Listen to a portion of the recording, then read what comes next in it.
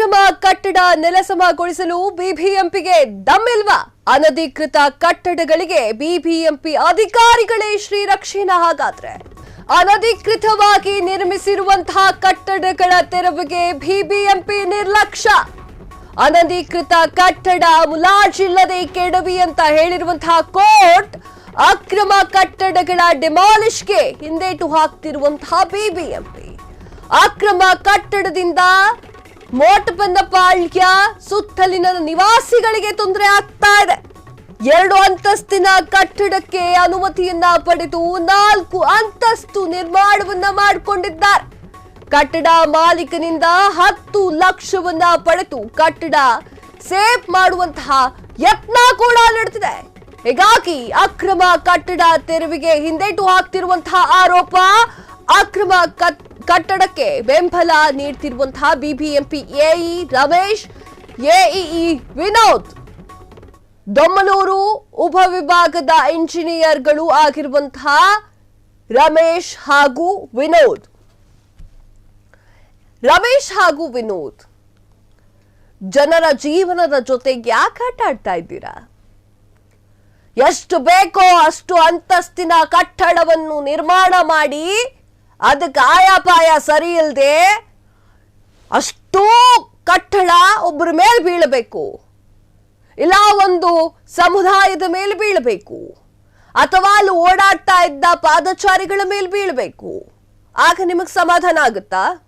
ಜನರ ಜೀವಗಳ ಜೊತೆ ಯಾಕ್ರೆ ಆಟ ಆಡ್ತಾ ಇದ್ದೀರಾ?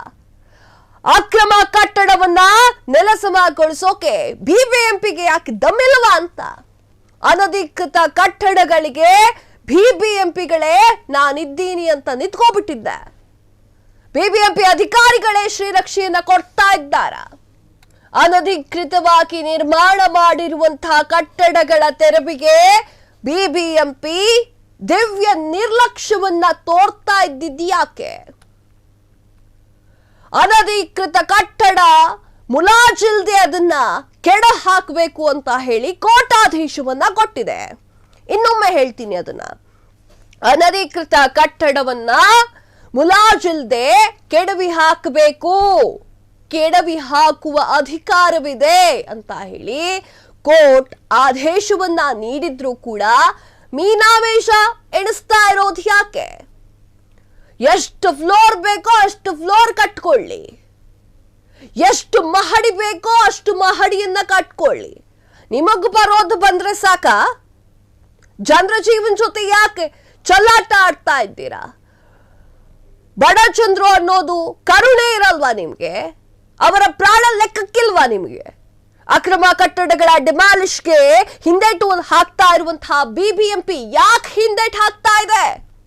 ಅಕ್ರಮ ಕಟ್ಟಡದಿಂದ ಮೋಟಪನ್ನಪಾಳ್ಯ ಸುತ್ತಲಿರುವಂತಹ ನಿವಾಸಿಗಳಿಗೆ ತೊಂದರೆ ಆಗ್ತಾ ಇದೆ, ಭಯ ಆಗ್ತಾ ಇದೆ.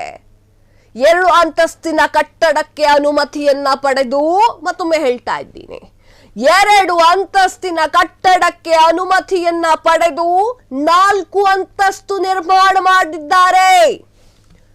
ಹೇಳಿದ್ದು 2 ಅಂತಸ್ತಿನ ಕಟ್ಟಡ ಕಟ್ತೀವಿ ಅಂತ ಅನುಮತಿಯನ್ನ ಪಡೆದು ಇಷ್ಟ ಬಂದಷ್ಟು